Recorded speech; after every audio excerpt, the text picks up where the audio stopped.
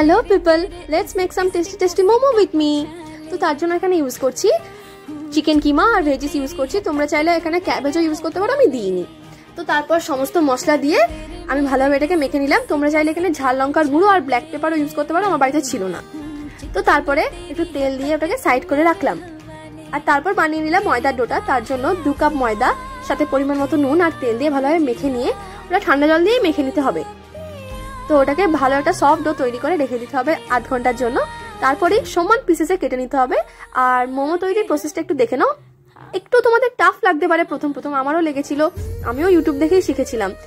আর আমি তোমাদের কথা দিচ্ছি, আমি পারছি মানে তোমরা আই থিঙ্ক সবাই পারবে। ফার্স্ট সেকেন্ডটা ফেল হলো, থার্ড নাম্বারটা তোমাদের সুন্দর হবে।